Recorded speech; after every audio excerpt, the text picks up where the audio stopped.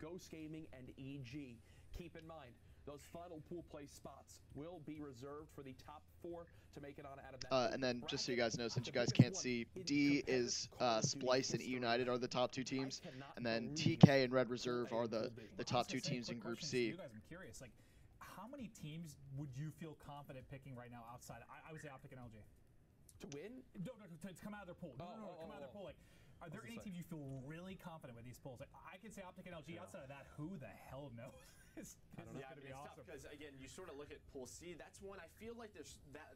So I'm just going to go ahead and mute it now and just kind of start talking about what I think. Probably just go pool by pool. That'll be easiest. And then I'm actually going to go ahead and just pause the stream here so I can just keep this pool graphic up. So for me, Group A is probably the best group. Group A and Group D are both really strong in my opinion. And then I think Group B is the clear weak one. And then there's, of course, Group C. So Group of Death. It's kind of hard to call. I would say probably Group D. I think Group D overall is better, and I think that mostly comes down to I'm taking EG and E United and Splice against E6 and probably Ghost against E6, and I'm definitely taking all 4 of those teams against Unilad. And then all those game modes are toss-ups against Envy and Optic. I think that they could kind of go either way, but. So for those reasons, I think Group D is probably the group of death to start. And of course, it'll definitely change when they add an open bracket team to each of these groups. And there's obviously like so many good open bracket teams, so it's not a surprise that one team could become that much stronger if they do happen to get like a really good open bracket team. Like if Group A gets FaZe or something like that, or even if like Group B gets FaZe or something like that. Like wherever FaZe ends up, there's Next Threat, which is Censor's team, and just a bunch of really good teams that are in open bracket for this event. So I think it'll be really interesting to see where these open bracket teams end up and who they end up playing against, because I think that'll ultimately kind of determine which group is actually the group of death playing in it. But as of right now, like I said, Group D I think is the group of death, and then. So to start with Group A, I would say right off the bat, I think Unilad is going to be struggling a lot with some of these teams. And it's not trying to take anything away from Unilad. I think Unilad's team is pretty good. Like I would guess that they could beat Envy and E6 in this group, but if I'm, putting money on it, I'm definitely not gonna go in their favor. I'm definitely going to take Envy or E6 over Unilad. I think Envy is probably better than E6 on LAN, because I know E6 has not been, they're not like a team of onliners, but I think they have some players who have never really done it on a main stage before. So it'll be interesting to see how like Decimate and Bevels and all the players in general just get on at LAN. Obviously, General has plenty of experience, and Dashi came on kind of at the end of Infinite Warfare, but I think there's kind of a new pressure to boots on the ground. But overall, I think E6 and Unilad will probably be kind of in a tough situation because those two teams will kind of be playing each other to see who finishes third in the group. And then I would have Envy over Unilad. I would have Envy over E6, and then I would have Optic over all 3 for Group A. And then, of course, the open bracket team, which we don't know. And that could change the group a little bit. But overall, I don't think there's any open bracket teams, maybe besides FaZe, if they turn up, that like any team that's already in pool play should be scared of getting in their group. But Group B is Luminosity, Ground Zero, Vitality, and Epsilon, as you can see on your screen. And for me, Luminosity is a team where I don't know, it's weird because I think they're good enough to beat Optic, but they haven't really shown me anything in the 2Ks to suggest that they actually can. So it'll be very interesting if they end up playing Optic on LAN, if they can actually beat them. But regardless of that, I think they will win this group. I don't see any reason they wouldn't, unless Ground Zero can pull off kind of an upset. But I think Ground Zero has their own kind of pressures, dealing with blasts and first kind of LAN event. Obviously, I'm assuming they've probably attended locals of some kind, but they are just S&D stars before anything else, and now they're kind of elevated themselves to pro player status, and they have to very much prove themselves on the main stage here against two European teams that I'm not going to put under the bus. I think Vitality and Epsilon are two decent European teams. And if Ground Zero slack, or if, let's say they lose that first map and they start tilting a little bit, which I think is certainly a possibility. It always is when you have a team with Haggy on it. I mean, it's been known to, tilt sometimes. I think that it's very important that this team stays composed and that they really do make the most of the kind of easy pool that they've been handed, because I think they are the second best team in this pool, and I think they're closer to first than third from the standpoint that they could beat Luminosity. I could see them beating Luminosity potentially, but I don't see a lot of ways that Vitality or Epsilon beats them. But I would say if I was gonna rank the group 1 to 4, I'd probably go. See, Epsilon and Vitality is such a toss-up, but I think I'd go Vitality, Epsilon, Ground Zero, LG. I think that's what I'd go for Group B.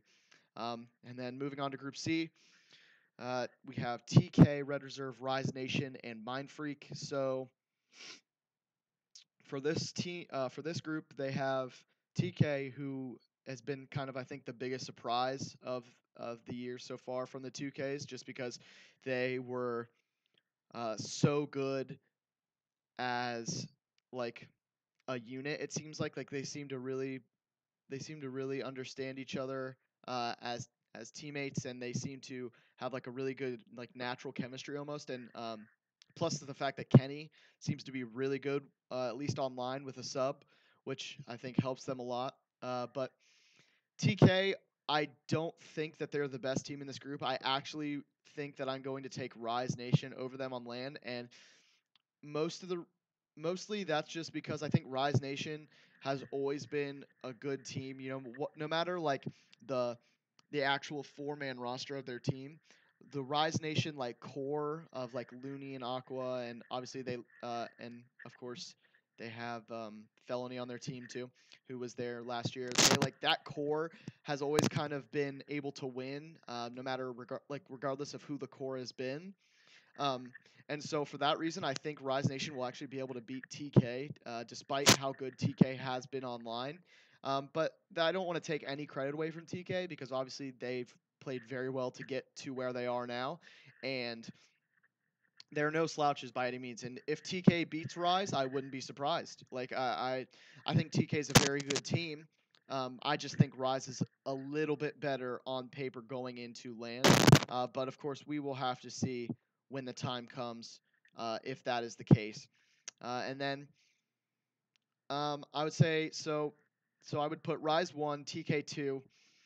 Then I'd actually probably take Mind Freak over Red Reserve. I mean, Red Reserve has a very good team, obviously. I think Zero has been one of the best players in Europe, if not the best player in Europe, the past 2 or 3 titles. But overall, like I don't know if they have it in this game. And from what I've seen, obviously Zero is very good, and their team overall is very good. But I think Mind Freak has dominated Australia, and it's so hard to see, like so hard to tell. Excuse me. How good they really are from just watching them play in Australia. But overall, I think Mind Freak probably will beat Red Reserve. But again, that match is such a toss-up, just because of how, like good and bad those teams are, and kind of not like the flaws that they have, but just that for Mind Freak's sake, it's like their level of competition makes it hard to read them. And then for Red Reserve, European talent has not been as deep as NA talent ever. as far as like the amount of good teams. And so for that reason, I think it's going to be hard to say that they are like, you know, top talent in comparison to NA teams, in comparison to maybe like the best team in Australia. But again, I think that's a toss up. But overall rankings for this pool, I would go Rise, TK, probably Mind Freak, and then Red Reserve is what I would say as my prediction for this pool. And then finally in Group D, like I said before, I think Group D is probably the group of death for this tournament. And Splice, E United, Ghost, and EG, of course, is the group. And I'm trying to think. So it's weird because I think Splice is one of the top 4 teams in the game. I think E United is also potentially one of the top 4 teams. Obviously, because they beat Optic and they won the last 2K, which regardless of online or offline, I think that does speak that they actually won the event. I think that speaks to something. And then you have EG, who I think are going to do much better on LAN than they do online. I think that they are the perfect amount of veterans to kind of be able to step up when it matters most on LAN, and they're not going to kind of play into the discomfort of being nervous or something like that. Like I think this team will perform just fine on LAN. And then Ghost Gaming, of course, they are. I don't know. I don't really know what to think about Ghost Gaming because their team is kind of built on chemistry and not necessarily individual skill, which of course team chemistry and good like tactics and things like that will take you very far in a tournament and will take you farther in tournaments more consistently than relying on kind of like the star player aspect of it. But I think this is a team who can definitely perform, but I don't see them performing. And what I mean by that is I don't think that they could beat EG in a best of 5 on LAN. And I don't think they would beat E United and Splice in a best of 5 on LAN. So for me, right now, if I was going to rank the group, I would go 1 E United, 2 Splice, 3 EG, and 4 Ghost. And that's just based off of what I've seen so far and what I think about these teams on LAN. So those are the 4 groups. And obviously, since I paused the broadcast on this, I don't know if the broadcast is still going. I can try to see and check back in with that and see if they're still doing predictions of some kind, which I'll go ahead and do now. But I think it might be offline. Let me. Oh no, so it is still going. They're still talking, probably giving their predictions. I would imagine, kind of just like I did. Event, but Joe, I know. And one more. We got one more little announcement before we end the. Okay, and then they have one more announcement that they're giving right now. Yeah, so another new feature at Dallas, PlayStation 4 Pros. All the competitors will be competing on them. Okay, so that's actually pretty good, pretty exciting. They just announced PS4 Pros at every station at CWO Dallas, which is nice. I know a lot of people are very excited about the PS4 Pros and how the performance is a little bit better, so I think that's good that they did invest into PS4 Pros for all the LAN stations. Than ever before at a competitive Call of Duty. And I'm assuming that they just gave their predictions as I was giving mine.